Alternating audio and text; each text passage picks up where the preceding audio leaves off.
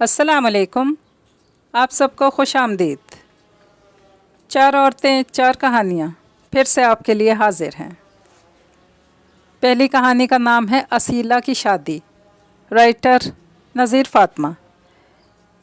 اگر آپ میرے چینل پر نئے ہیں تو چینل کو سبسکرائب کر لیجئے، کمنٹ لائک بھی ضرور کیجئے گا۔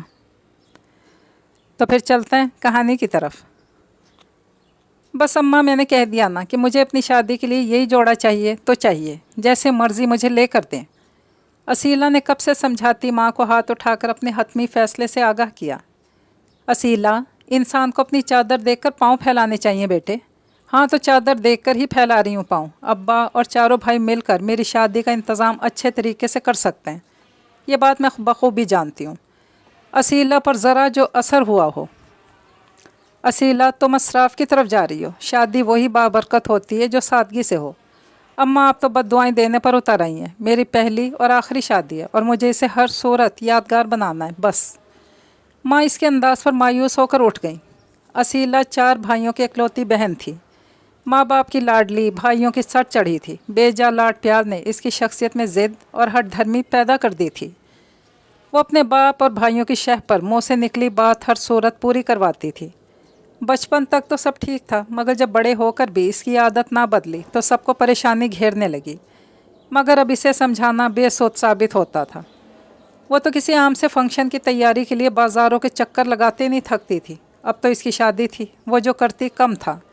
وہ اس بات کو بھی نہیں سمجھتی تھی کہ اب اس کے بھائیوں کی اپنی اپنی فیملی بھی تھی۔ ابا بھی اب ریٹائر ہو چکے تھے۔ کئی دفعہ اس کی ضد پوری کرنے کے چکر میں بھائی اپنے بیوی بچوں کی ضرورت کو پسے پوش ڈال دیتے تھے۔ بھابھیوں کو برا تو لگتا، مگر مصلحتاً خاموش رہتیں۔ فرنیچر، کراکری اور دیگر ساز و سامان کی خریداری میں اس نے جی بھر کر منمانی کی۔ شادی کا مہنگا ترین جوڑا خریدا، شہر کے مشہور مہنگے پارلر میں بکنگ کروائی۔ بھابھی، اس سوٹ کے ساتھ یہ والا سیٹ اچھا نہیں لگ رہا، آپ چلیں میرے ساتھ، میں اسے تبدیل کروا لاؤں۔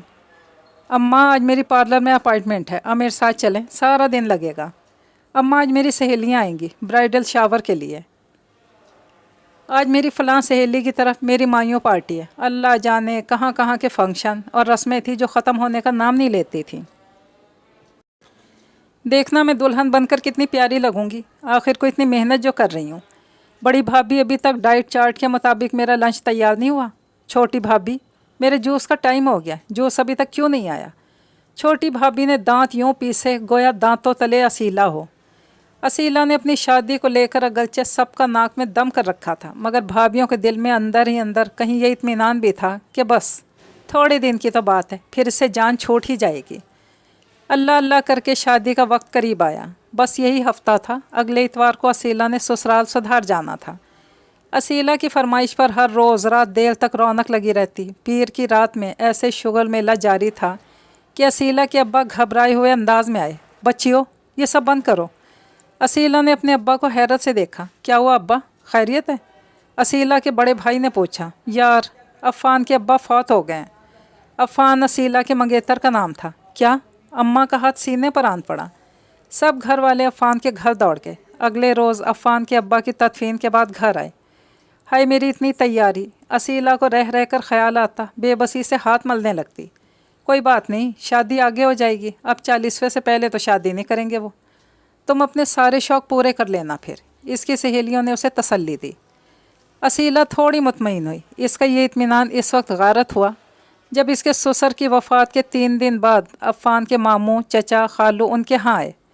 بھابھی سمیت ہم سب گھر والوں کا یہ فیصلہ ہے کہ یہ تاریخ بھائی صاحب نے مقرر کی تھی، تو ہم شادی تو اسی تاریخ پر کریں گے۔ ہمارے گھر سے دولہا سمیت صرف 5-7 افراد اور دولہا کی 2 بہنیں ہوں گی۔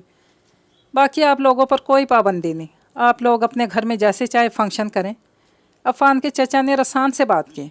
بھلے وہ لوگ کہہ گئے ہیں کہ ہم اپنے گھر میں جیسے مرضی فنکشن کریں، اچھا نہیں لگتا ایسے، اس لیے ہم ہال کی بکنگ کینسل کر کے اصیلہ کو گھر سے سادگی سے ہی رخصت کریں گے۔ ابا نے اپنا فیصلہ سنایا۔ یہ بھی شکر تھا کہ انہوں نے صرف ہال بک کروایا تھا، کھانے کا انتظام ان کا اپنا تھا تو بچت ہو گئی تھی۔ لوگوں کو فون کر کے معذرت کرتے ہوئے اطلاع دے دی گئی۔ اصیلہ نے ابا کے فیصلے پر بھرپور احتجاج کیا، مگر یہاں اس کی ایک نہ چلی۔ اس نے سادگی سے رخصت ہونے سے انکار کر کے بہت شور، رونا دھونا مچا دیا۔ شکر کرو انہوں نے یہ کہہ کر شادی سے انکار نہیں کر دیا کہ لڑکی تو منحوس ہے، آنے سے پہلے اپنے سسر کو کھا گئی۔ حالانکہ تمہارے اپنے خاندان میں بات دبی دبی سرگوشیوں میں ہونا شروع ہو چکی ہے۔ وہ اچھے لوگ ہیں جو اپنی زبان کا پاس رکھ کر اتنا بڑا غم دل میں چھپائے تمہیں رخصت کروانے آ رہے ہیں، اور تمہارے مزاج ہیں کہ نہیں مل رہے۔ جب وسیلہ کسی صورت قابو نہ آئی تو اماں نے اسے جھنجھوڑ کر باور کروایا۔ اماں کے لہجے میں کچھ ایسا تھا کہ اسیلہ یکدم خاموش ہو گئی۔ اتوار کا دن آیا اور اسیلہ سادگی سے رخصت ہو کر سسرال چلی گئی۔ اس کا مہنگا جوڑا، پارلر کی بکنگ، سارے پروگرام دھرے کے دھرے ہی رہ گئے۔ کہانی نمبر 2، جس کا نام ہے تعبیر اور جگنو، رائٹر حمیرہ شفیع۔ وہ دفتر سے صرف تھکا ہارا ہی نہیں بلکہ بھوک سے بے تاب بھی آیا تھا۔ صبح تیار ہونے کی بھاگم دوڑی میں 2 سلائس ہی کھائے تھے۔ دفتر میں آج کل آڈٹ چل رہا تھا، کچھ کھانے پینے کا موقع نہ مل سکا، اس لیے پیٹ میں چوہے ناچ ناچ کر ادھم مچا رہے تھے۔ وہ ٹائی کی نوٹ ڈھیلی کرتا ٹی وی لاؤنج میں داخل ہوا۔ اماں سامنے صوفے پر نیم دراز اپنے من پسند ڈرامے کی قسط دیکھنے میں محو تھیں۔ اماں جانی، کھانے میں کیا ہے؟ چاند آ گئے؟ اماں نے بامشکل نظریں اسکرین سے ہٹائیں۔ وہ کھانے میں، وہ ذرا سا رکیں۔ پلیز اماں، بھنڈیاں نہ ہوں۔ اس نے نفی میں سر ہلایا۔ بھنڈیاں تو نہیں ہیں، وہ دھیرے سے بولیں۔ پھر بینگن بھی نہ ہوں۔ اس نے کال ناپسندیدہ سبزی کا نام لیا۔ فکر نہ کرو، بینگن بھی نہیں ہے، کریلے، کدو، ٹینڈے بھی نہیں ہیں۔ اماں نے ریموٹ اٹھا کر ٹی وی کی آواز دھیمی کی۔ تو پھر کیا ہے؟ اس نے اشتیاق سے پوچھا۔ کچھ بھی نہیں ہے، میں نے آج کچھ نہیں پکایا۔ اماں کا اطمینان قابل دید تھا۔ تو پھر کیا کھائیں گے؟ وہ چیخ اٹھا۔ میں کیا کروں؟ کوئی سبزی دال تم لوگوں کے حلق سے نیچے نہیں اترتی۔ گوشت فریج میں ختم ہو گیا تھا۔ تمہاری ممانی کو فون کیا تھا کہ گڈو کو بھیج دیں تاکہ گوشت منگوا لوں۔ انہوں نے کھانا بنانے سے ہی منع کر دیا۔ ان لوگوں نے کڑھی چاول بنائے ہیں، ہمارا حصہ رکھا ہے، تم جا کر لے آؤ۔ گڈو کو بخار ہے ورنہ وہ دے جاتا۔ اچھا، ممانی نے کڑھی چاول بنائے ہیں؟ اس کے منہ میں پانی بھر آیا۔ میں بھی جاتا ہوں۔ ساری تھکن بھوک اڑن چھو ہو گئی۔ کسی اور کے دیدار کی چاہ میں آنکھیں چمکنے لگیں۔ فریج میں ملک شیک رکھا ہے، پہلے وہ پی لو۔ اماں دوبارہ سے ڈرامے کی قسط میں کھو گئیں۔ اس نے فریج میں سے ملک شیک کا بھرا ہوا جگ نکالا، غٹا غٹ چڑھایا اور بائک سٹارٹ کر کے تیزی سے نکل گیا۔ ماموں کا گھر شہر کے نشیبی علاقے میں واقع تھا۔ حالیہ ہونے والی بارشوں کی وجہ سے چھوٹی چھوٹی سی گلیاں کیچڑ اور پانی سے بھری تھیں۔ وہ تیمور بھائی کی نئی موٹر سائیکل پر آیا تھا، اس ڈر سے کہ کہیں بائک خراب نہ ہو جائے۔ اس نے بائک کو گلی کے کونے میں کھڑا کیا، پیدل چلتا ہوا گھر تک آیا۔ ماموں کے 4 مرلے کے گھر کا دروازہ ہمیشہ کی طرح کھلا ملا۔ تنگ سی ڈیوڑی کے سامنے برآمدہ تھا۔ برآمدے کے کونے میں کچن کا سامان سیٹ تھا۔ شیلف سے آگے وہ دشمن جاں کھڑی نظر آئی۔ وہ دبے پاؤں وہاں تک آیا۔ سارے میں بیسن اور گرم مسالوں کی سوندھی سی مہک پھیلی تھی اور وہ غالباً پکوڑے تلنے میں مصروف تھی۔ اس کی جانب پشت تھی اور چہرے کا ذرا سا سائڈ پوز نظر آ رہا تھا۔ وہ فرصت سے دیکھنے لگا۔ اس کی سیاہ گھنی چوٹی بکھری سی تھی، بالوں کی آوارہ لٹیں رخساروں پر جھول رہی تھیں، پسینے کے قطرے موتیوں کی مانند شہابی رنگت پر دمک رہے تھے۔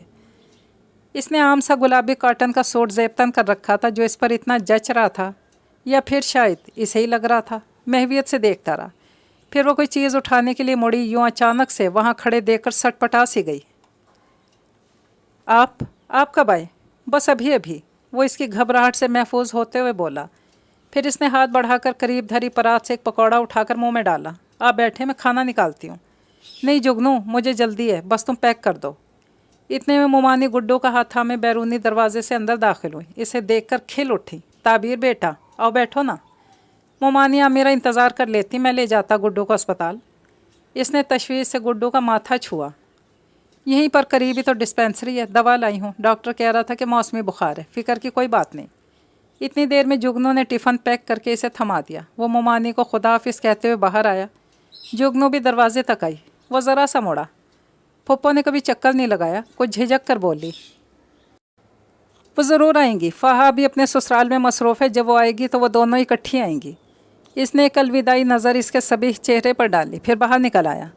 جگنو سے چند سیکنڈ کی اس ملاقات نے اسے کئی دن تک سرشار رکھنا تھا۔ اس کا تو کئی بار جی چاہا کہ کبھی تفصیل سے حال دل سنائے، مگر وہ نازک پری فقط سلام دعا میں ہی نروس سی ہو کر چھوئی موئی بن جاتی تھی۔ اور سچی بات تو یہ تھی کہ اس کی اسی شرم و حیا اور گریز نے اسے اس کا گرویدہ بنا رکھا تھا۔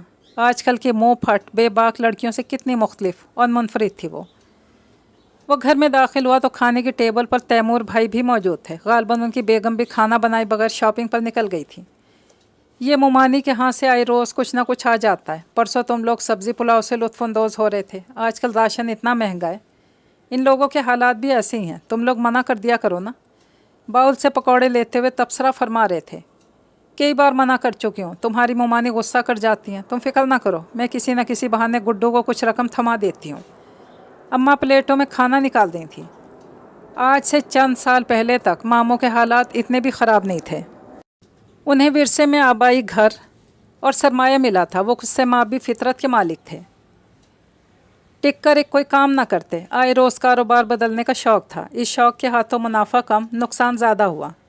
ایک بار تو فراڈی پارٹنر سے پالا پڑ گیا، اس نے ان پر جال سازی کا کیس کر دیا۔ بامشکل اس بدماش سے جان چھڑائی، آبائی گھر بھی بک گیا تھا۔ تعبیر کے ابا نے ایک جگہ کلرک بھرتی کروا دیا۔ ماموں نے ساری عمر نوابوں جیسی زندگی گزاری تھی، یہ کلرکی ان کے شایع نشان نہیں تھی۔ دل کو ایسا صدمہ لگا کہ ایک رات سوئے تو صبح کو اٹھ نہ سکے۔ مومانی پر تو قیامت گزر گئی۔ اس وقت گڈو صرف 3 سال کا تھا اور جگنو انٹر میں تھی۔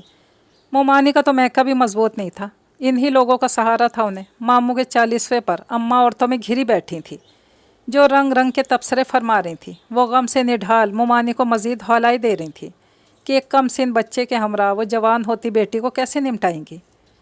اماں کو ان کی سنگ دلانہ باتیں اشتعال دلا رہی تھیں۔ انہوں نے وہیں بیٹھے بیٹھے اعلان کر دیا کہ جگنو کی تو کوئی فکر نہ کرے، وہ اپنے تعبیر کے لیے اسی کا سوچے ہوئے ہیں۔ سب نے اس وقت ان کے اس فیصلے کو سراہا۔ 40ویں کے چاول بانٹتے تعبیر کے دل کی کلی کھل گئی۔ اسے اپنی کم گو خاموش طبع کالی گھور آنکھوں والی کزن بہت اچھی لگتی تھی۔ اس کے دل میں اس کی جو محبت کی ننھی سی کومپل پھوٹی تھی وہ اب درخت میں بدل گئی۔ یوں وقت بیتتا چلا گیا۔ اس نے اپنی تعلیم مکمل کر کے جاب کر لی اور جگنو نے بھی BA کے بعد گھر میں ٹیوشن سینٹر کھول لیا۔ مومانی کو اب اس کے ہاتھ پیلے کرنے کی فکر تھی، مگر اماں کی جانب سے مسلسل خاموشی تھی۔ اس دن کی بات کے بعد تو انہوں نے باقاعدہ رشتہ ڈالا تھا اور نہ ہی منگنی ونگنی کی کوئی بات کی تھی۔ اب لڑکی کی ماں ہو کر وہ اپنے منہ سے تو نہیں کہہ سکتی تھیں۔ اشاروں کنایوں میں ذکر کیا بھی تو اماں یوں ہو گئی جیسے کوئی سنا ہی نہ ہو۔ وہ گھر آیا تو فاہا آئی ہوئی تھی، وہ دونوں اوپر تلے کے تھے۔ اماں نے معقول رشتہ ملنے پر اسے BA کے بعد ہی بیاہ دیا تھا۔ وہ کچھ من موجی اور بے فکری طبیعت کی مالک تھے۔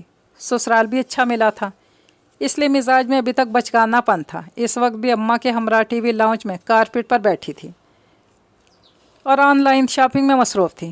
فاہا آئی ہے، اس نے اندر داخل ہو کر نعرہ مارا۔ یقیناً آج تو بہت کچھ اچھا بنا ہوگا۔ ٹائی کی ناٹ کو عادتاً ڈھیلا کرتے ہوئے صوفے پر ڈھیر ہو گیا۔ کچھ نہیں بنا، ہم نے کھانا آرڈر کر دیا، ابھی ڈیلیوری بوائے دے جائے گا، تم وصول کر کے بل دے دینا۔ کمال بے نیازی سے اماں کو برانڈیڈ جوڑے دکھا رہی تھی۔ وہ کیوں بھائی؟ مہینے کا آخر ہے، جیب کی حالت مخدوش ہے۔ میں تو سسرال میں بھی نہیں بناتی، یہاں کیوں بناؤں؟ اس نے کندھے اچکائے۔ کیوں؟ سسرال میں کون بناتا ہے؟ کیا تمہاری ساسو اماں؟ نہیں، ان کو تو خود زیادہ کوکنگ نہیں آتی، کوک رکھا ہوا ہے، پھر ہم آرڈر بھی کر لیتے ہیں، وہ لاپرواہی سے بولی۔ اسی لیے تمہارے سسر اور میاں کا کاروبار ڈاؤن جا رہا ہے۔ ساس بہو دونوں ہی پھوڑ جو ہیں۔ وہ طنزاً بولا۔ زیادہ باتیں نہ بناؤ، باہر بیل ہوئی ہے، جاؤ کھانا لے کر آؤ۔ اماں نے موبائل سے نظریں ہٹا کر ڈپٹا تو وہ جیبیں ٹٹولتا ہوا باہر نکل گیا۔ یوں ہی ہنسی مذاق میں کھانا کھایا گیا۔ وہ آرام کرنے اپنے بیڈ روم میں آ گیا۔ شام کو آنکھ کھلی تو سارے میں اندھیرا سا پھیل رہا تھا۔ اماں کے بیڈ روم سے ان کی اور فاہا کی آوازیں آ رہی تھیں۔ وہ بھی ادھر ہی چلا آیا۔ دونوں نسبتاً دھیمی آواز میں بات کر رہی تھیں۔ جگنو کا نام سن کر وہ ٹھٹک گیا۔ اماں کہہ رہی تھیں، اگر تمہاری ساس فراز کے لیے جگنو میں انٹرسٹڈ ہیں تو اچھی بات ہے، لڑکا تو نیک اور شریف ہے، لوگ بھی دیکھے بھال ہیں، بس تم کلیئر کر دینا۔ ہم سے جو کچھ ہو سکا وہ کریں گے، مگر زیادہ بھاری جہیز کی امید نہ رکھیں، ظاہر ہے اب تمہارے جیسا تو نہیں کر سکتے۔ فاہا نے آگے سے کچھ کہا مگر وہ غصے اور غم کی زیادتی سے زیادہ سن نہ سکا۔ ایک بار تو جی میں آیا کہ ابھی اندر جائے اور دونوں کو یاد دلائے کہ انہوں نے مومانی اور جگنو کو کب سے انتظار کی سولی پر لٹکا رکھا تھا، اس واسطے کہ اچانک ان کو یوں کسی اور کا رشتہ پیش کر کے ٹھکرا دیا جائے۔ پھر اس نے خود کو بامشکل روکا۔ پہلے وہ فاہا سے علیحدگی میں بات کرنا چاہتا تھا۔ اماں تو غصے کی تیز اور جذباتی تھیں، اس کی جلد بازی کہیں اس کا اور جگنو کا کیس زیادہ خراب نہ کر دے، یہی سوچ کر وہ پلٹ آیا۔ رات کو جب اماں دوا کھا کر سو گئیں اور فاہا لان میں ٹہل رہی تھی تو وہ بھی وہیں چلا آیا۔ چہرے پر گہری سنجیدگی تھی۔ فاہا اس کو اتنا خاموش دیکھ کر ٹھٹک گئی۔ کیا بات ہے تعبیر؟ اس کے پوچھنے کی دیر تھی وہ پھٹ پڑا۔ وہ تحمل سے سب سنتی رہی۔ جب وہ چپ ہوا تو اسے بازو سے پکڑ کر ایک کرسی پر بٹھایا اور خود بھی اس کے سامنے بیٹھ گئی۔ دیکھو تعبیر، تمہارا کیا خیال ہے؟ میں نے اماں سے ایسے کچھ بھی نہیں کہا ہوگا۔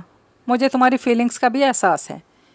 تعبیر، اس بات کو کتنے سال بیت گئے۔ ماموں کے ڈیتھ کے وقت اماں نے شاید جذبات میں آ کر یہ بات کہہ دی تھی۔ بعد میں انہیں مناسب نہیں لگا تو انہوں نے دہرایا بھی نہیں۔ لوگ تو منگنی چھوڑ نکاح تک کر کے چھوڑ دیتے ہیں۔ اماں نے تو محض ارادہ ہی ظاہر کیا تھا۔ تمہاری دلہن کو لے کر ان کے بڑے ہی خواب ہیں۔ مجھے نہیں لگتا کہ جگنو اس فریم میں فٹ آتی ہے۔ 4 بندوں میں اعتماد سے بات تو وہ کر نہیں سکتی۔ اپنی شخصیت کو بھی اس نے کوئی گروم نہیں کیا۔ دبو سی تو ہے۔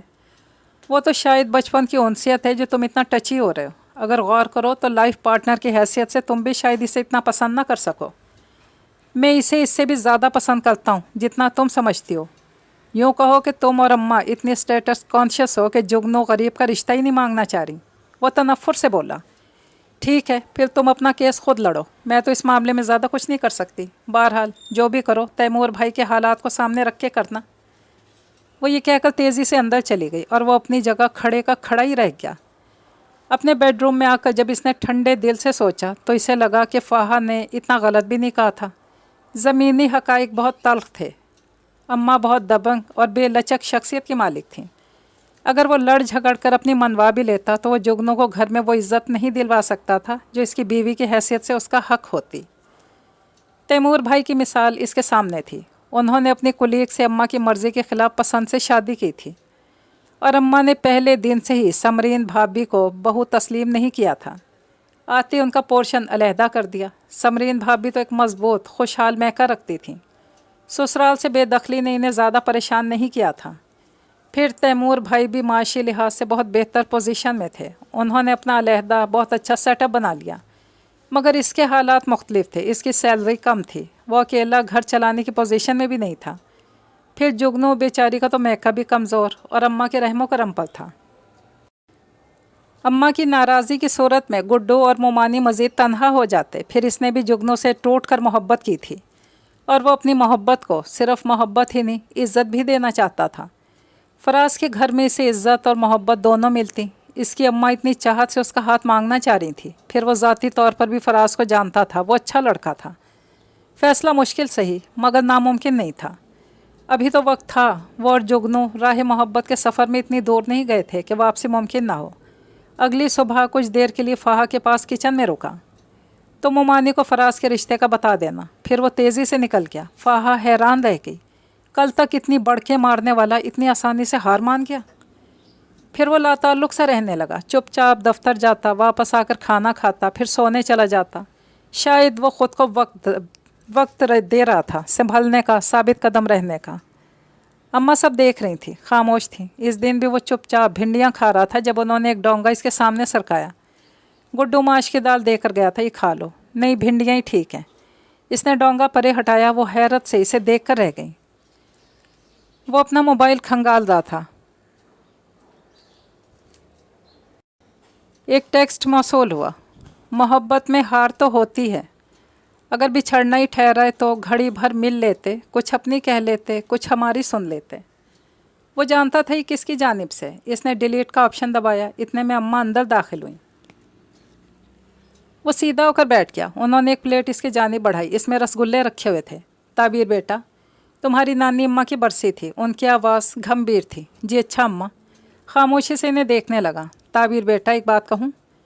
میری ماں میری آئیڈیل تھی۔ شاید ہر بچے کے لیے اس کی ماں آئیڈیل ہوتی ہے، بہت اچھی، ساری دنیا سے اچھی۔ میں بھی اپنی ماں کو بہت عظیم، بہت بہتر خیال کرتی تھی۔ پھر ایک دن کیا ہوا کہ یہ بت ٹوٹ گیا۔ ہم 6 بہنیں تھیں، ابا حیات نہیں تھے۔ وہ ہمارے رشتوں کے لیے پریشان تھیں۔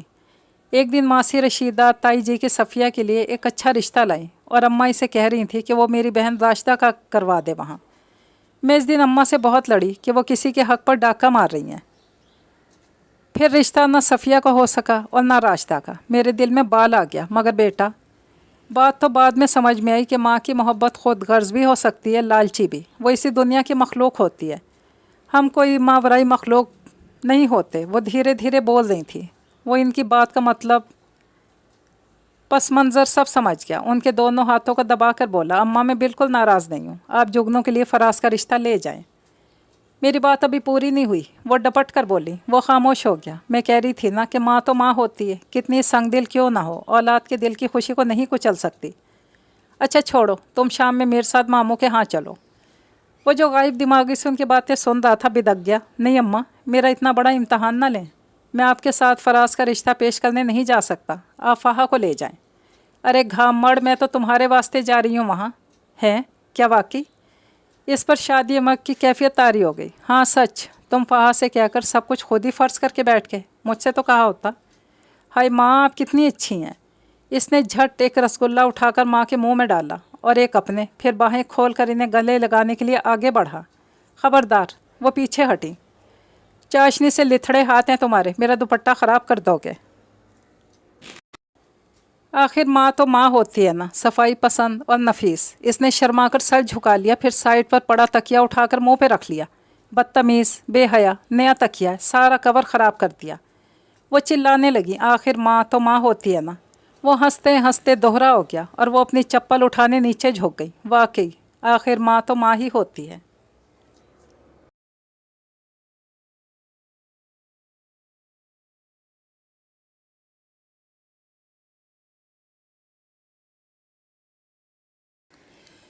कहानी नंबर 3, जिसका नाम है रोशनी की लकीर। राइटर शाज़ी अल्ताफ़ हाशमी। ज़िंदगी कभी कभी ऐसे रास्तों पर ला खड़ा करती है कि आगे कुछ नज़र ही नहीं आता, घोप अंधेरा छा जाता है, इंसान बुरी तरह बिखर जाता है, ऐसे जैसे आंधी के बाद दरख्तों के पत्ते। कल ही वरीशा मुमानी आई थी। अम्मी ने बाज़ार से समोसे पेस्ट्री वगैरह मंगवा लिए थे ताकि कहीं कोई कमी ना रह जाए। इकलौते भाई की बीवी से बनाकर रखना मजबूरी थी। अम्मी कुछ मोहब्बत करती थीं तो कुछ भाई की मोहब्बत में करना पड़ता था। ज़िंदगी का सारा दारो मदार ही मोहब्बत जैसी बेदर्द शय पर है। इंसान कितना बेबस लाचार है इस जज्बे के सामने जिसकी कोई शक्ल ही नहीं, कोई रूप भी नहीं, मगर इसकी बेदर्दी की कोई हद नहीं। काश इसे कैद किया जा सकता। मुमानी वरीशा ने इर्द गिर्द का जायज़ा लिया। आयज़ा सुघड़ और समझदार लड़की, घर अच्छी तरह से संभाल रखा था, शक्लो सूरत भी अच्छी थी। मुद्दा ज़ुबान पर लाई और किसी की ज़िंदगी का फ़ैसला हो गया। आयज़ा भी चुप थी। माँ बाप का फ़ैसला गलत नहीं हो सकता, वो जो भी फ़ैसले करते हैं इनमें तजर्बे के साथ बरकत भी शामिल हाल रहती है। बेबरकत रिश्ते अदालतों के चक्करों गली कोचों में गल सड़ जाते हैं। वो पढ़ा लिखा तो था, अनस के पास अच्छी जॉब थी, तो आयज़ा भी बहुत प्यारी थी। वैसे भी प्यारा तो वो होता है जिसके नसीब खूबसूरत हों। BS के बाद इसने दिल लगाकर घरदारी की और ज़िंदगी को नए जाविये से देखना शुरू किया था कि ज़िंदगी का ही खूबसूरत मोड़ आ गया। सोने की अंगूठी इसकी दरमियान वाली उंगली में चमक रही थी। इसे भी बहुत अच्छी लगी थी। अम्मी बेटी के नसीब पर नाज़ां थीं तो बाबा भी अल्लाह रहमान के शुक्रगुजार थे जो हमेशा मेहरबान रहता है। ताई शाइस्ता का मूड आज फिर ख़राब था। उनकी नाइमा सलीमा तो बैठी रह गईं और रिश्ता हो गया आयज़ा का। नाइमा सलीमा भी शक्लो सूरत में किसी से कम नहीं थी। बात नसीब की है, किसके लिए अल्लाह ने किस वक्त क्या लिखा है कौन जानता है। नायाब इस वक्त घर पर नहीं था, वरना वो ताई को इस सब से मना ज़रूर कर देता। इस तरह की उठा पटक से कुछ नहीं होता। आप भी कोशिश करें, कोशिश करने वाले को खाली दामन नहीं लौटाया जाता। मगर ताई शाइस्ता की शुरू से आदत थी इसी तरह अपना गुस्सा नौकरानियों पर या फिर औलाद पर निकालती थी, इनकी उम्र की परवाह किए बगैर कि कौन क्या सोचता होगा। नाइमा सलीमा लाउंज में अपना फेवरेट ड्रामा देखने में मगन थी। इन्हें माँ की परवाह नहीं थी। उनके चेहरों पर साफ लिखा था कि उनका तो रोज़ का मातम है। सकीना से कहकर 2 कप चाय बनवाई और मज़े से पहला घूंट लिया ही था कि मुंह जलते जलते बचा। शाइस्ता ताई सर पे पहुंच गई थी। है ज़रा शर्म तुम लोगों को, देखा है कैसे आयज़ा का रिश्ता हो गया अनस के साथ। तुम लोगों में भी कोई गुण होते तो तुम में से किसी को पसंद करती वरीशा, मगर ना जी, यहाँ तो आवे का वही बिगड़ा हुआ है, किसी को परवाह ही नहीं। नाइमा ने जल्दी से बिस्किट का रैपर डस्टबिन में डाल दिया था कि सारा गुस्सा इस पर भी उलट सकता था कि वो कि नाजुक अंदाम सांवली सी, इतना गुस्सा इससे कहाँ बर्दाश्त होगा। बात सारी नसीब की ही है, इस पर क्या लड़ना झगड़ना। झगड़ों से नसीब बदला करते तो दुनिया लड़ भिड़ कर सब सीधा कर लेती, मगर नसीबों की डोल तो किसी और के पास है। इससे रब्ता करना पड़ता है और लोग बस उसे ही भूल जाते हैं, और ये भूलना कितना बुरा है। इसी बहस तकरार में आयज़ा ने भी बालकनी से झांका। इसे पता था आज माहौल कतन अच्छा नहीं होगा। इसने भी नाइमा सलीमा से बात करने की कोई कोशिश नहीं की। लॉन में रंग बरंग फूल खिले हुए थे। अम्मी भी आज बहुत खुश थीं। एक तरह से उन्होंने शाइस्ता ताई को शिकस्त दे दी थी कि वो अपनी बेटी के फ़र्ज से फारिग हो रही थी। यही खींचा तानी तमाम उम्र रही। ना अम्मी बदली और ना कभी शाइस्ता ताई ने बदलने की कोशिश की। कभी त्यौहार पर मुलाकात हुई भी तो सर्द मिजाजी की नज़र हो गई। बच्चे अलबत्ता बात करते थे और फ़ारूक और इबाद साहब की मुलाकात ऑफिस में हो जाती थी। दूरी थी मगर इस कदर नहीं, मगर दूरियां तो फिर दूरियां ही हुआ करती हैं। आयज़ा इकलौती होने की वजह से बहुत अकेलापन महसूस करती थी। नाइमा सलीमा से कभी कभी की गई गपशप अच्छी लगती थी, मगर अम्मी कहती थी जैसी माँ है वैसी ही औलाद है, कम ज़र्फ़ और कम ज़र्फ़ों से ताल्लुक़ हम नहीं रखते। ज़िंदगी बहरहाल तमाम तर खूबसूरतियों समेत लाउंज में बराजमान थी। अम्मी को अनस का भेदभाव, बातचीत करना, चलना फिरना सब बहुत पसंद था। शुरू ही से समझदार बच्चा था। अनस को तो देखें फ़ारूक। अब मैं अकलौती नन ठहरी, वरीशा भाभी की, मगर बेटे के लिए पसंद कर ली मेरी बेटी। अब अगर मैं ही अच्छी ना लगती भाभी को तो मेरी बेटी भी ना भाती इन्हें। सियाने कहते हैं कि जिसकी माँ अच्छी ना लगे उसकी औलाद भी नहीं अच्छी लगती। ये बड़ी गहरी बात है। फ़ारूक साहब खामोशी से सुन रहे थे। रिश्ता वाकई माकूल था तो एतराज़ करने का जवाज़ भी नहीं था। ज़िंदगी बहुत ज़्यादा एतराज़ करने से बदसूरत हो जाती है। खामोशी और सब्र इसे खूबसूरत बनाते हैं। फ़ारूक साहब ने चाय का आखिरी घूंट भरा और कमरे की जानिब चल दिए। अब उनके सोने का वक्त था। बेटी के फ़र्ज से आज़ाद शख्स की भरपूर नींद मुंतज़िर थी तो दूसरी तरफ अम्मी भी शादां फरहां कमरे की जानिब चल दी थीं। आयज़ा ने नमाज़ पढ़ने के बाद अंगूठी को हल्का सा उंगली में घुमाया। ज़रूर बहुत महंगी होगी, शायद अनस ने अपनी पसंद से ली हो या फिर मुमानी ने ख़रीद दी हो। अनस इसकी निगाहों में उसका सरापा घूम गया। बेहद आम सा इंसान, पर अब वो ख़ास क्यों नहीं लग रहा, पता नहीं। दूर से इसने देखा कि बहुत सारे पत्ते बिखरे हुए थे। बाहर की आमद थी, इसी वजह से दरख्तों ने सब पुराने बोसीदा पत्तों को खैरबाद कह दिया था। वक्त के साथ साथ जैसे इंसान बदल जाते हैं, इन्हें ख़ुद को बदलना पड़ता है। नहीं बदलें तो वक्त उन्हें बहुत पीछे छोड़ देता है। इसी तरह दरख्त भी अपने वजूद को अकेला कर देते हैं, जुदाई का मज़ा चखते हैं। हिजर इन्हें भी खाता है। आयज़ा जब भी फारिग वक्त में यहाँ आया करती, इसे अजीब सा महसूस हुआ करता था। कभी सब बच्चे यहाँ मिलकर खेलते थे। नायाब अपनी अम्मी यानी शाइस्ता ताई का प्यारा बेटा हुआ करता था। दूसरे लफ्ज़ों में मामाज़ बॉय।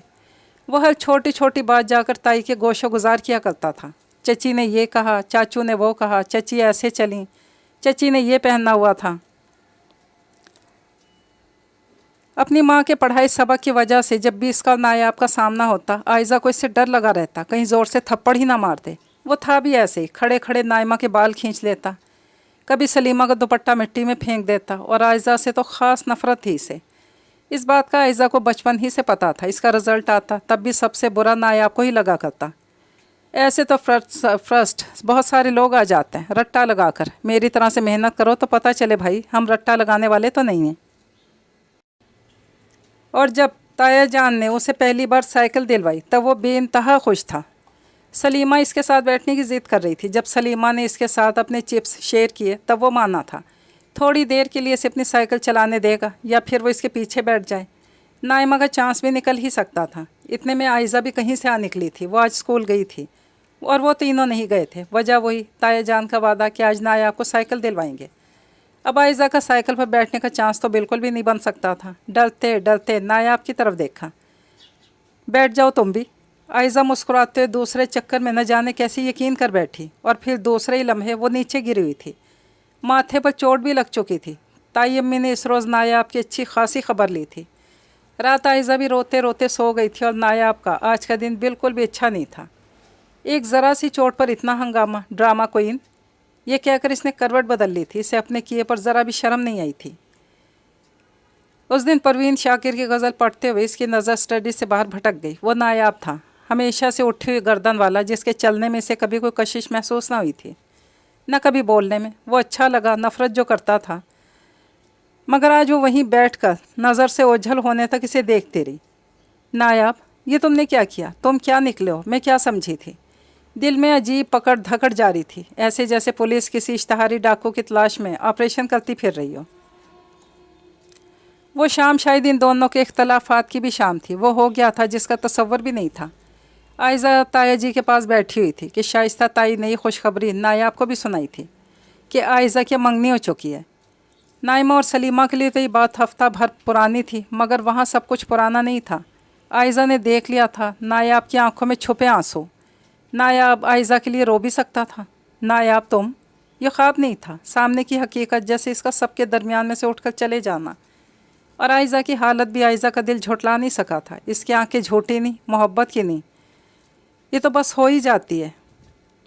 कब किससे हो जाए मोहब्बत ये भी पता नहीं चलता।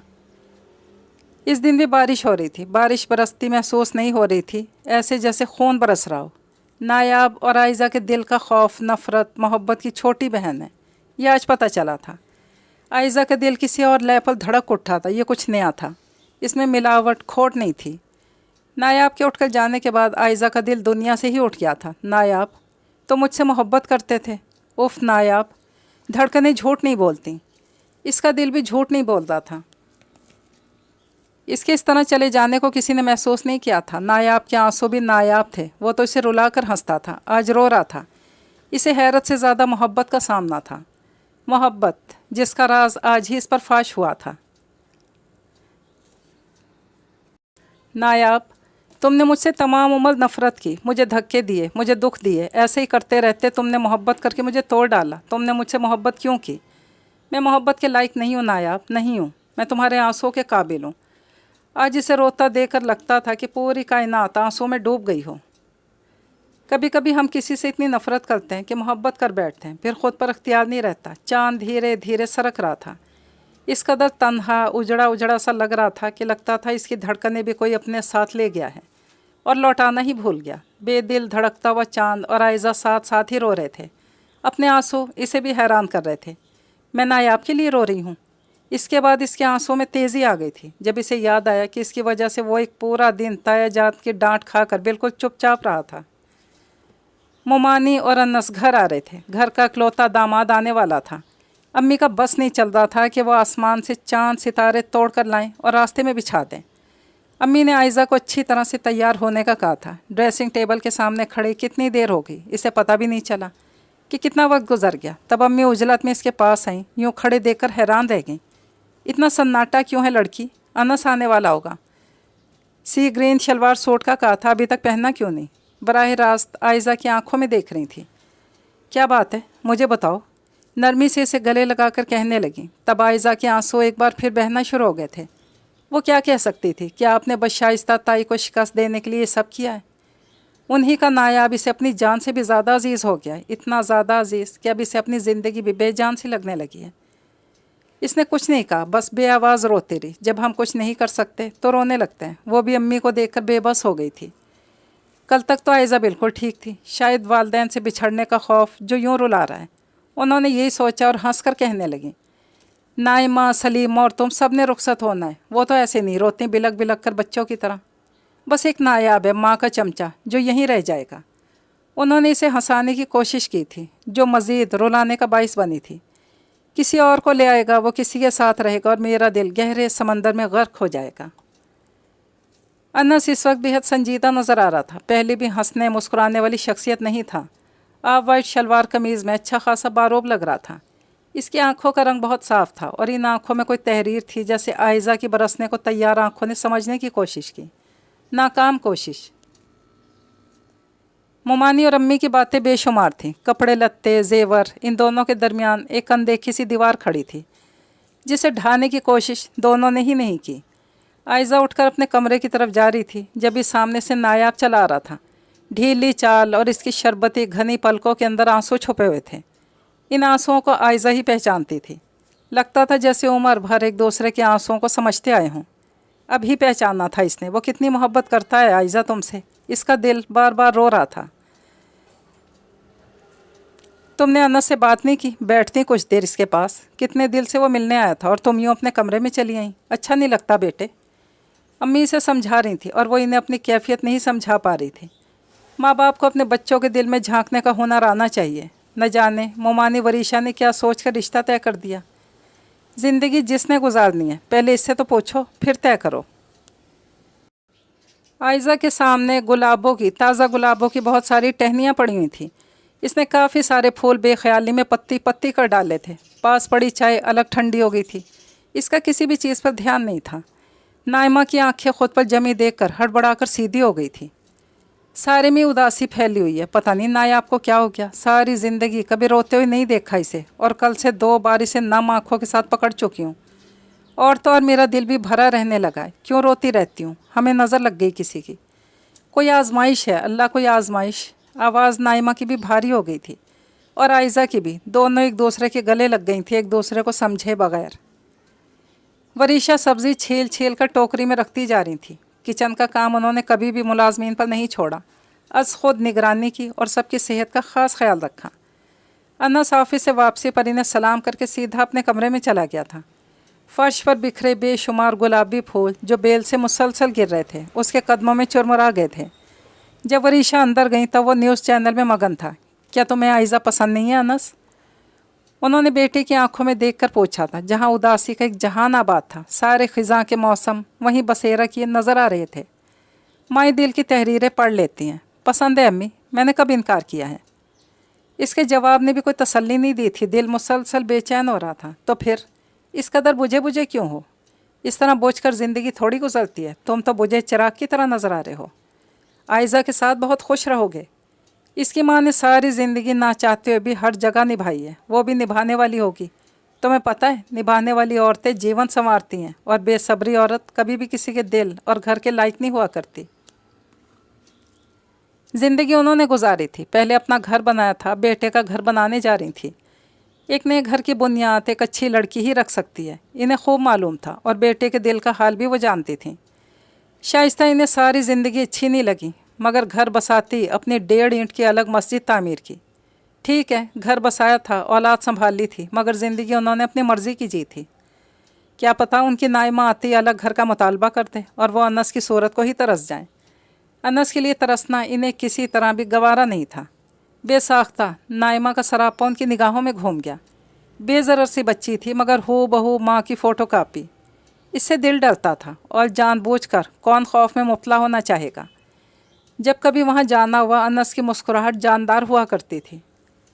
हमेशा नाइमा का इस्तकबाल भी बड़े दिल वाला होता था। वो कभी वरीशा और अनस की खिदमत में कोई कमी ना रखती थी, मगर वरीशा हमेशा शाइस्ता की वजह से बदगुमान रही। बस उन्हें शाइस्ता की उठा पटक बहुत बुरी लगती थी। बस जो बुरा लगे, इसकी हर बात बुरी ही लगती है।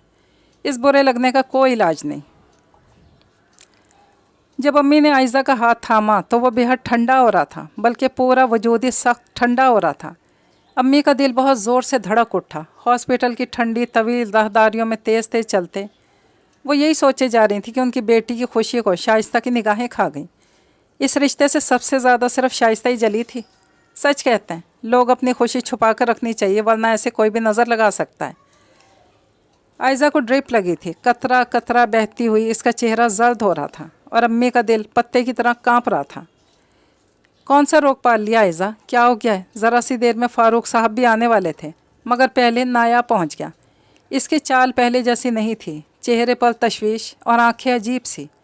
सीधा आयज़ा के पास गया था, जहां आयज़ा के लब कांप रहे थे और बाल बिखरे हुए थे। वहीं नायाब जैसे इसका पुराना दुश्मन भी शदीद दुखी नज़र आ रहा था। अम्मी ने इसकी आंखों में आंसू देख लिए थे। इन्हें हंसी आ गई थी। अच्छा, तो ये बात है शाइस्ता के चमचे बेटे। लड़का था तो शुरू से घुनना मीसना। मुझे यकीन हो गया कि मेरी सोच से भी ज़्यादा गहरा है ये नायाब। अपनी माँ से साफ साफ कह देता, ना जी, माँ पर गया ना, कोई बात सीधी नहीं करनी, इशारे करके बंदे की जान निकाल लेनी है, चाहे अगले को समझ में आए ना आए। तो बेटा, इसने तुमसे भी कुछ नहीं कहा होगा? उन्होंने मजाक में आयज़ा से पूछ लिया था, जो अब कदरे बेहतर तबीयत के साथ बैठी यखनी पी रही थी। डॉक्टर ने बताया था कि शदीद जहनी दबाव की वजह से ऐसा हुआ है। आयज़ा को कोई टेंशन है, इसी वजह से बीपी इस हद तक लो हुआ है। जब अम्मी ने मामला भांपा तो वो ज़रा हल्की हो गई थी। और तो और उन्होंने कहा भी कुछ नहीं। शाइस्ता ताई होती तो कब की इसकी गर्दन मरोड़ चुकी होती, और इसे अपनी गर्दन बहुत ही अजीज़ थी। वो रिंग कहाँ है अनस वाली? अम्मी ने देखा कि उसकी उंगली खाली है, दराज में पड़ी है। आयज़ा की आवाज़ अब भी नहीफ सी थी। अम्मी ने दराज खोल ली। ये रिंग वापस कैसे करें, सवाल ये था। हर ख़िज़ां के बाद बाहर आ जाती है, ऐसी बाहर गुलो गुलजार की दस्तक थी। जब शाइस्ता ताई उनके पोर्शन में आई और आती आयज़ा के पास बैठ गई। अम्मी की आंखों में आंसुओं के बजाय मुस्कुराहट थी।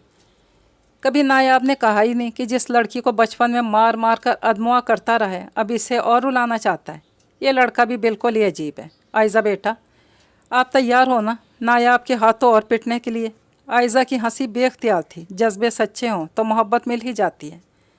शाइस्ता ताई कितने प्यार से बात कर रही थी। नायाब और आयज़ा का दिल रख लिया था उन्होंने, यही सबसे अहम बात है। ना कोई रोक टोक, उन्होंने फ़ौरन नायाब की नायाब फरमाइश मान ली थी। और आयज़ा की हंसी रुकने में नहीं आ रही थी। वो भागकर अपने कमरे में चली गई थी, वरना इस हंसी ने तो इसका मजाक ही बनवा देना था।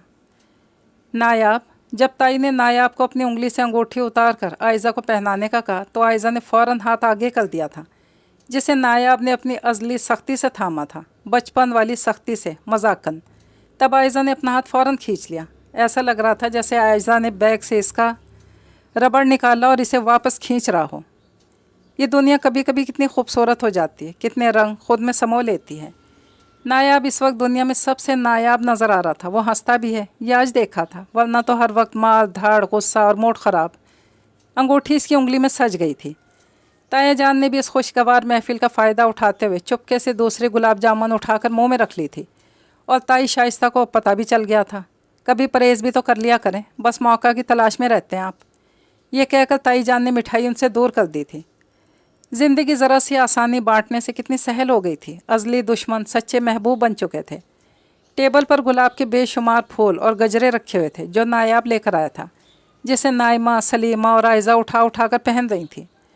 तब बड़े हक से उठकर नायाब ने गजरे आयज़ा की कलाई में पहना दिए थे और मुस्कुराते हुए वापस बैठ गया था। मैं समझी कांटा चुभोने का इरादा है। फ़ौरन सबकी हंसी छूट गई थी। अगला सरप्राइज़ वरीशा मोमानी की आमद का था, साथ में अनस भी था। इसकी मुस्कुराहट भी आज जानदार थी।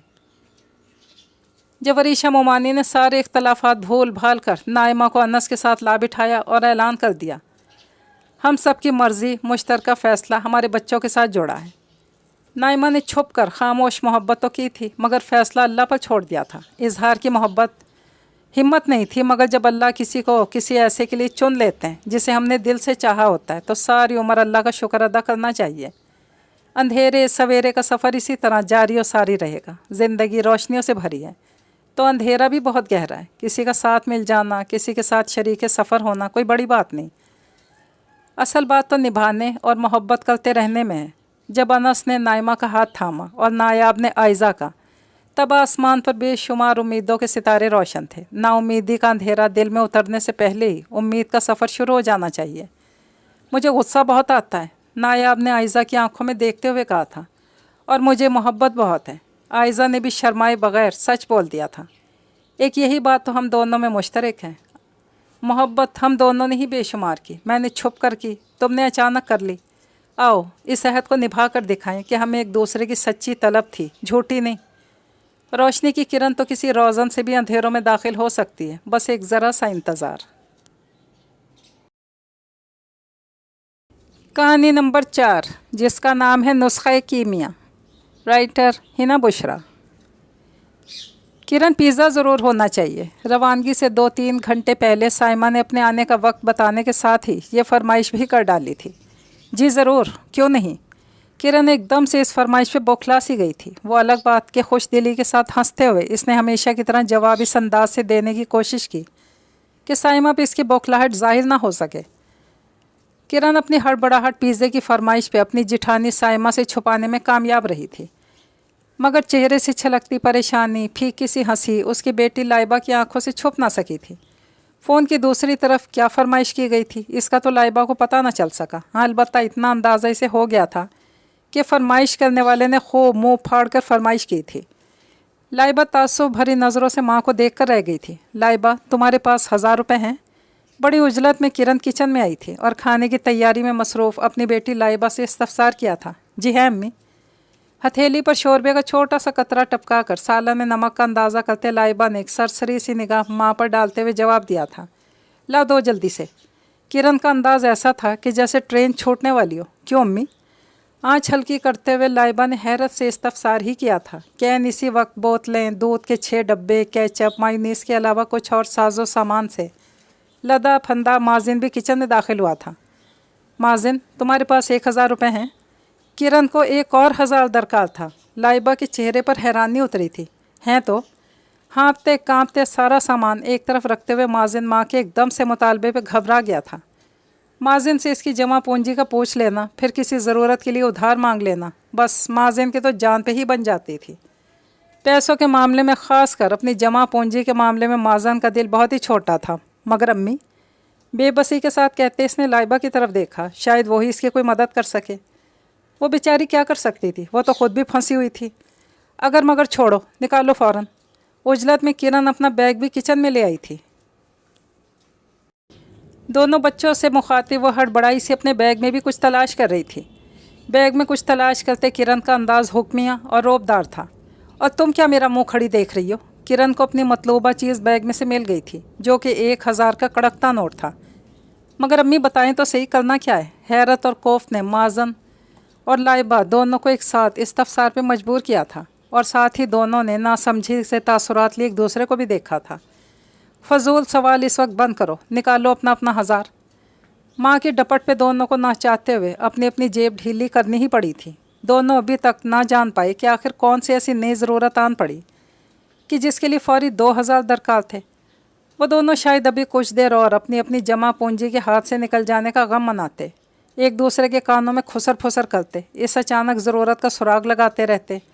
अगर ठीक आधे घंटे बाद पिज़्ज़ा होम डिलीवर बॉय उनके गेट पे पिज़्ज़े के 3 बॉक्स लिए खड़ा ना होता। 3 बॉक्स मतलब कि इनके 2000 के साथ किरण ने अपना भी 1000 शामिल किया था, तब जाकर ये लार्ज साइज़ पिज़्ज़ा आए थे।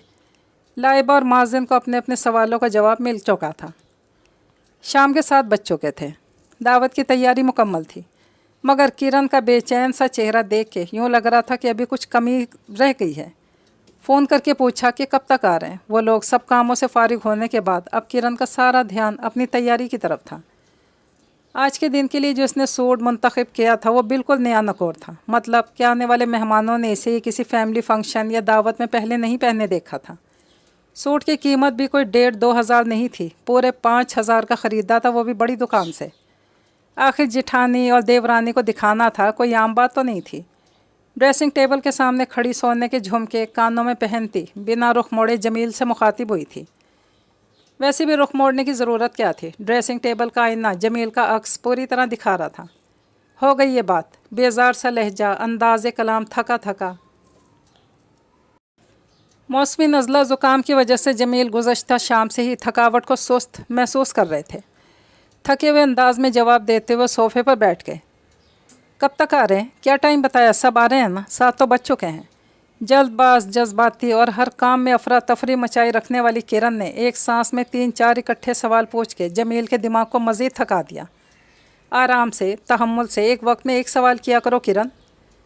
जमील बहुत बार उजलत मचाई रखने वाली अपनी शरीक हयात को ये बात 1000 बार समझा चुके थे। तुम्हारी अभी तक अपनी आदत तरीके हैं, पता नहीं बच्चों को क्या सिखाओगे तुम। ये कहना जमील का था, मगर किरण अपनी इन आदत से इतनी मजबूर थी कि एक बार नहीं 1000 बार टोकने पर भी ख़ुद को बदल ना पाई थी। 8 बजे हड़बड़ाते किरण ने एक निगाह घड़ी पर डाली, दूसरी आईने में अपनी तैयारी का जायज़ा लेने के लिए। फिर तेज़ तेज़ कदमों से चलती बाहर निकलते एकदम से रुक गई। मेहमान जब आ जाएं ताफ्तान इसी वक्त लाइएगा, ये फरमान जारी करते किरण जल्दी से कमरे से बाहर निकल गई।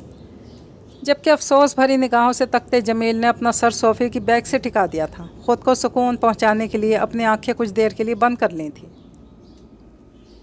हर काम की तरफ किरण का ध्यान था, अगर ध्यान नहीं गया था तो सिर्फ शौहर के थकावट समेटे चेहरे की तरफ, जो नासाज़ियत तबीयत का इशारा वाज़े तौर पर दे रहा था। इस सोच ने जमील के वजूद में मज़ीद थकान भर दी थी। मेहमान पहुंच चुके थे। जमील के दोनों भाई अपनी फैमिलीज़ के साथ उनके यहाँ दावत पर मौजूद थे। साइमा जमील के बड़े भाई की बीवी थी और नाइला छोटे की। साइमा इस्लामाबाद में रहती थी, वो वहाँ कॉलेज में फ़िज़िक्स की लेक्चरर थी, जबकि देवरानी नाइला तो शहज़ादी थी, खाते पीते घराने की नाजो पली, जिसका मिजाज आसमानों से बातें करता था। खाना लगाऊं साइमा भाभी? रात के 10 बज गए थे, अभी खाना नहीं लगा था, क्योंकि आते ही सब मेहमानों ने कोक के साथ 3000 के लार्ज साइज़ पिज़्ज़े उड़ाए थे। पिज़्ज़े पे तो वो सब ऐसे टूट पड़े थे जैसे ज़िंदगी में पहली बार पिज़्ज़ा देखा हो। किरण चची, पिज़्ज़े की 4 पीस मुझे टिफ़िन में जाते हुए साथ दे दीजिएगा। ये फरमाइश नाइला की नदीदी बेटी महरोज़ की थी, जिसने ख़ुद को ये खा खा कर गुब्बारे की तरह फुला लिया था। ठीक है महरोज़, लाइबा ने बमुश्किल 4 टुकड़े पिज़्ज़े के सबसे नज़र बचाकर साइड पर अपने घर वालों के लिए अलग रखे थे, जो चील की नज़र वाली महरोज़ ने देख लिए थे। महरोज़ के नदीदेपन पे लाइबा अंदर ही अंदर बल खा कर रह गई थी। इसे सख्त गुस्सा आया था। आखिर आना तो था, पिज़्ज़े में इसका भी तो 1000 शामिल हुआ था। मुस्कुराते हुए नहायत खुश दिली के साथ किरण ने साइमा से खाना लगाने की इजाज़त यूँ मांगी थी जैसे साइमा किसी मुल्क की मलका हो और किरण इसकी खादमा या कनीज़। उन दोनों की गुफ्तगू में कई मेहमान और मेज़बान वाली बात नज़र ही ना आई थी। क्या ख्याल है, लगवा लिया जाए खाना? दोस्ताना अंदाज में मुस्कुराते साइमा ने गोया नाइला से मशवरा मांगा था। इन दोनों के आपस में दोस्ती किरण की निस्बत बहुत ज़्यादा थी। शायद इसकी वजह यह थी कि वह दोनों एक दूसरे को हैसियत में एक जैसा समझती थी और किरण को कमतर। हाँ, लगवा लें साइमा भाभी। पिछले 1 घंटे से अपने आईफोन में मसरूफ़ गिरदो पेश से ऐसी बेनियाज थी कि इसे देखकर यूँ लग रहा था जैसे वह यहाँ किसी से मिलने नहीं, बस मोबाइल से खेलने के लिए आई थी। पिछले 1 डेढ़ घंटे से इसने हल्की फुल्की गुफ्तगू में भी हिस्सा लेने की जहमत नहीं की थी। साइमा ने नाइला से खाना लगवाने के मामले में मशवरा इसलिए लिया था कि आते सब ने पिज़्ज़ा उड़ाया था। अब वो नीचे उतरता तो अगले खानों की बारी आती। नाइला की इजाज़त इस बात का इशारा था कि पिज़्ज़ा हज़म हो चुका था, खाने की मेज़ सजा ली जाए। हुक्म मिलते ही किरण ने लाइबा की मदद से नहायत चाबुक दस्ती के साथ खाने की मेज़ सजाई थी। Chicken roast, chicken biryani, mutton korma, keema कचनार। खाने की मेज़ पर तकरीबन 12 डिशेस। मेहमानों की तो ईद से पहले ईद ही हो गई थी। किरण, इतना बहुत कुछ? शामी कबाब के साथ रायता लेते लेक्चरार साइमा साहिबा की आंखें तो इतनी डिशेस देखकर हैरत से फैल गई थी। साइमा का अंदाज़ हसद जलन ज़दा सा लगा था। लाइबा को महसूस हुआ था ये। साइमा के हसद की वजह शायद ये थी कि एक कम हैसियत रिश्तेदार के खाने की मेज़ अनवा अक़साम के खानों से भरी देखकर अच्छा नहीं लगा था उन्हें। ऐसा लगता है तुमने तो आज हर डिश ही बना डाली है। शामी कबाब के पास पड़ी मसालेदार माश की दाल देखकर तो जलन हसद की मारी साइमा का जैसे खाना ही हज़म होना मुश्किल हो गया था। बस साइमा भाभी, एक अजीब सा एहसास फ़ख्र और इसमें शामिल किरण की हंसी बता रही थी कि इसे साइमा के चेहरे लहजे की हैरानियों ने बहुत मज़ा दिया था। लेक्चरार साहिबा की हैरानी का मज़ीद मज़ा लेते किरण ने आलू के कटलेट्स की ट्रे भी साइमा की जानिब बढ़ा दी। नाइला, आप भी लेना। ताफ्तान नाइला को बहुत पसंद थे। इसकी तरह बढ़ाते यकीनन अब किरण इस नाज़ो पली शहज़ादी के दिल का हाल जानने की ख्वाहिशमंद थी कि इतनी पुरतकल्लुफ़ दावत देखकर नाइला के अंदर क्या खलबली मची है। नाइला रिश्ते और उम्र में तो किरण से छोटी थी, मगर इसकी अमारत ने इसे इतनी बुलंदी पर खड़ा किया हुआ था कि किरण रिश्ते में बड़ी होने के बावजूद इसे आप कहकर मुखातिब करती थी। लाइबा, नाइला चची को चपली कबाब ट्राई करवाओ ना। शामी कबाब, आलू के कटलेट्स के बाद एक और डिश का नाम लेकर किरण ने तो साइमा की बोलती ही बंद करवा दी थी। हैरत से वो कभी किरण को देख रही थी, कभी खानों से भरी मेज़ को। यकीनन इसकी हैरत की वजह यह थी कि किरण ने तो आज हर डिश ही बना डाली थी, कुछ भी नहीं छोड़ा था। कैसे बनाया ये सब अकेले? ये सवाल साइमा ने कोई 10 बार पूछकर किरण के दिल में हंसते फ़ख्र को बुलंद आवाज़ में कहकहा लगाने का मौका दे दिया था। ऐसी हालत नाइला की भी हो रही थी, बस वो खामोश रहकर इसे छुपा रही थी। नाइला भाभी, ये तो कुछ भी नहीं, मैं तो 14-15 डिशेस अकेली ही बना लेती हूँ। अरवी के पत्तों के कबाब अपने जेठ और देवर के सामने रखते हुए किरण ने कनखियों से उनके तासुरात का जायज़ा लिया था। औरतें तो औरतें, मर्दों के चेहरों पर उड़ी हवाइयों ने आज किरण की दावत का मज़ा दुबाला कर दिया था। जबकि 14-15 डिशेस अकेले बनाने की लंबी छोड़ने पर जमील, लाइबा और माजिन ने एक दूसरे की आंखों में देखा था, जिसकी असल हकीकत ये थी कि इतनी शाहाना दावत की तैयारी के लिए न सिर्फ लाइबा ने किरण की मदद की थी, बल्कि मैके से छोटी बहन को भी बुलाना पड़ा था। फिर कहीं जाकर इस शाही दावत का इंतज़ाम मुकम्मल हुआ था। अरे ये क्या नाइला, आप तो ठीक तरह से ले भी नहीं रही। घुन्नी फितरत की नाइला अपने तासुरात, दिली कैफियत किरण से छुपा कर रखती थी। बड़ी नज़ाकत से हर डिश की तरफ यूँ हाथ बढ़ा रही थी कि जैसे डाइटिंग पर हो। हकीकत में भी यही बात थी। वो असल में आजकल डाइटिंग पे हो ना। नाइला को अपनी स्मार्टनेस की बहुत फ़िक्र रहती थी, इसके लिए वो जिम भी जाती थी और ये बात जानकर किरण के अंदर एहसास महरूमी बढ़ जाती थी। हाँ भाई, खुला पैसा था नाइला के पास जो चौंचले भी पूरे कर सकती थी। छोड़ें आज डाइटिंग वाइटिंग। मुस्कुराते हुए नमकीन डिशेस के बाद अब किरण ने स्वीट डिशेस का जो सरप्राइज़ देना शुरू किया तो नाइला भी अपनी हैरतों को ना छुपा सकी। खाने के बाद चाय के लवाजमात थे। Patties, pastries, biscuit, cream roll, क्या चीज़ थी जो आज किरण ने नज़रअंदाज की हो। آج تو لگ رہا ہے کہ کسی ہوٹل میں آئے ہوں۔ رخصت ہوتے ہوئے یہ بات نائلہ اور سائمہ نے کہہ کر کرن کو ہواؤں میں اڑا دیا تھا۔ اپنی حیثیت سے بڑھ کر دعوت کا اہتمام کر کے کرن نے ان کے چھکے چھڑوا دیے تھے۔ ساری رات وہ یہ سوچ سوچ کر مسرور ہوتی رہی۔ کیا ہو رہا ہے کرن؟ اسٹاف روم میں مکمل خاموشی تھی۔ تمام ٹیچرز جا چکی تھی۔ کرن کا فری پیریڈ تھا۔ وہ بچوں کی کاپیاں چیک کرنے میں مشغول تھی کہ پتہ ہی نہیں چلا کب اس کی کولیگ عمیرہ اندر داخل ہوئی تھی۔ ٹھیک ہوں، غائب دماغی سے جواب دیتے ہوئے کرن کے چہرے کی پریشانی اور لہجے کی اداسی عمیرہ سے مخفی نہ رہی تھی۔ عمیرہ کو کچھ گڑبڑ کا احساس ہوا۔ گھر میں سب خیریت؟ ہاں۔ جمیل بھائی کی طبیعت اب کیسی ہے؟ بہتر ہے۔ کرن 5 چھٹیوں کے بعد اسکول آئی تھی۔ دعوت کی رات جمیل کی طبیعت اتنی ناساز ہو گئی تھی کہ کرن کو اسکول سے چھٹیاں کرنی پڑی تھیں۔ کرن کا چہرہ ہنوز پریشان سا تھا۔ کوئی اور مسئلہ ہے کرن؟ عمیرہ اور کرن کے گھر ایک ہی محلے میں تھے۔ صبح اسکول تو الگ الگ آتی تھی، واپسی ان کی اکٹھی ہوتی تھی۔ پورے راستے وہ اپنے اپنے گھر کی ہر بات، ہر پریشانی ایک دوسرے سے شیئر کر لیا کرتی تھیں۔ وہ دراصل عمیرہ۔ پھر کرن نے جو اپنی پریشانی بتائی تو اسے سن کر عمیرہ کے چہرے پر تأسف ابھر آیا۔ پریشانی یہ تھی کہ بجلی کا بل 18,000 آ گیا تھا۔ بل کی ادائیگی کے لیے کرن کو پیسے درکار تھے۔ متوسط گھرانے سے تعلق رکھنے والی کرن ہمیشہ سے بے چین فطرت کی مالک رہی تھی۔ شاید اس بے چینی کی وجہ طبیعت میں بھری ناشکری، بے صبری اور اپنے معیاری زندگی کا موازنہ دوسروں کے معیاری زندگی سے کرتے ہر وقت خود کو جیسے مقابلے کی دوڑ میں شامل رکھنے کی خواہش تھی۔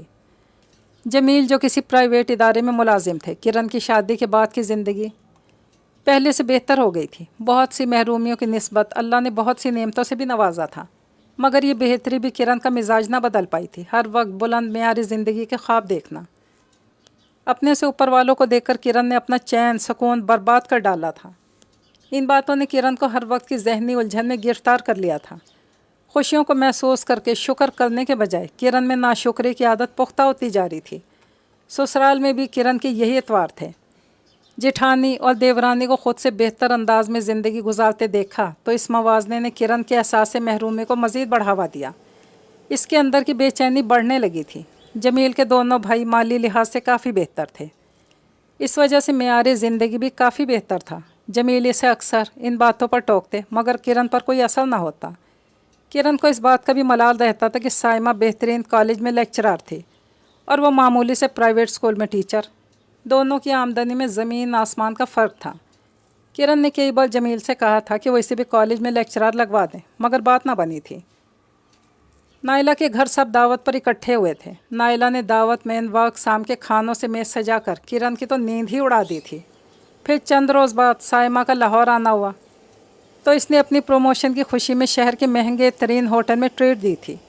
بس پھر کیا تھا، کرن نے کچھ بھی سوچے بنا جمیل سے مشورہ کیے بغیر خود ہی دونوں فیملیز کو ویکینڈ پر کھانے کی دعوت دے دی تھی، جبکہ وہ اس بات سے واقف تھی کہ مہینے کا آخر چل رہا ہے۔ کرن کیا ضرورت تھی اپنے بجٹ سے زیادہ خرچ کرنے کی؟ دیورانی جیٹھانی کی عمارت، ان کی تعلیم، رکھ رکھاؤ دیکھ کر کرن کی ذہنی حالت ایسی ہو گئی تھی کہ جیسے وہ بہت کم حیثیت، کم پڑھی لکھی یا پھر جاہل عورت تھی، جسے سائمہ اور نائلہ کے مقابلے میں پہننے اوڑھنے، اٹھنے بیٹھنے کا ڈھنگ ہی نہیں تھا۔ ہر وقت ان پر غور کرتے رہنا کرن کے سر پر بھوت کی طرح سوار ہو گیا تھا۔ پورے مہینے کے پیسے تم نے ایک دن میں لگا دیے، یہ کہاں کی عقل مندی ہے کرن؟ پشیمانی، ندامت کے احساس میں گھری کرن افسردگی کا شکار نظر آ رہی تھی۔ عمیرہ جو کہہ رہی تھی درست کہہ رہی تھی۔ اپنی حیثیت سے بڑھ کر دعوت کا انتظام کر کے کرن نے جیٹھانی اور دیورانی کے سامنے شوخی تو مار لی تھی۔ وہ الگ بات ہے کہ شوخی میں اپنا ہی کباڑا کر لیا تھا، اور کھانے والے مزے سے دعوت اڑا کر ایک مٹھائی کا ڈبہ، ایک کیک تھما کر چلتے بنے۔ مہینے کا آخر تھا، بجلی کا بل آنے والا تھا۔ جمیل نے احتیاطاً 10,000 کرن کے پاس رکھوائے تھے کہ بل کے لیے ضرورت پڑ سکتی تھی، مگر کرن نے شوخیاں مارنے کے چکر میں سارے دعوت میں لگا دیے تھے۔ یہاں تک کہ پیزا منگوانے کے لیے دونوں بچوں کی پاکٹ میں جھاڑو پھیر دی۔ اپنے ابو کو نہ بتانا، تنخواہ آئے گی تو میں تم لوگوں کو دے دوں گی۔ کرن پر بس ایک ہی دھن سوار تھی کہ ہر صورت ایک شاندار دعوت کرنی تھی، اپنی حیثیت معیار کو جیٹھانی دیورانی کے برابر ظاہر کرنے کے لیے۔ کرن نے جو دل چاہا کیا۔ اب 18,000 کا بل آنے پر نہ صرف اپنی حیثیت یاد آ گئی بلکہ شوہر کے ہاتھوں خوب شامت بھی آنی تھی۔ جمیل نے دعوت کے اہتمام کے دوران بھی بہت سی باتوں پر ٹوکا تھا۔ کرن نے پروں پر پانی بھی نہیں پڑنے دیا تھا۔ کیا ضرورت ہے اتنا اضافی خرچہ کرنے کی؟ हर डिश में गोश्त। जमील तो बौखला उठे थे। मैं अपनी बचत में से दावत का इंतज़ाम कर रही हूँ। किरण ने जमील के एतराज़ात से बचने के लिए बहाना घड़ लिया। क्या ज़रूरत थी अपने बजट से ज़्यादा खर्च करने की? इस बात को लेकर जमील और किरण में झगड़ा हुआ था और अब वो किरण से नाराज़ थे। जानकर उमेरा को बहुत दुख हुआ था। ये प्लीज़ किरण, छोड़ दो अपनी हैसियत का मवाजना दूसरों से करना। ख़ुद को देखो, अपने बजट को देखो। अपनी चादर देखकर पैर फैलाना इंसान को दूसरों से कमतर नहीं बना देता। किरण बहुत नादिम दिखाई दे रही थी। जमील की नाराज़गी के साथ साथ उसे उनकी परेशानी का भी अंदाज़ा हो रहा था। अपने से ऊपर वालों को देखोगी तो परेशान ही रहोगी। उमेरा ने बहुत काम की बात की थी। अपनी ज़िंदगी का मेयार अपने जैसा ख़र्च के मुताबिक बनाओ ताकि दूसरों के मेयार ज़िंदगी के मुताबिक तुम ना चल सको। उमेरा ने बिजली के बिल के लिए उधार रकम थमाते हुए किरण के हाथ ऐसा नुस्ख़ा कीमिया भी थमा दिया था जिसको इस्तेमाल में ना लाने के बाद वो आइंदा ज़िंदगी में परेशानी से भी बच सकती थी और पशेमानी से भी। किरण को ये बात अब अच्छी तरह से समझ में आ गई थी। 4 औरतें 4 कहानियाँ अपने इख्तिताम को पहुँची। अल्लाह हाफिज़।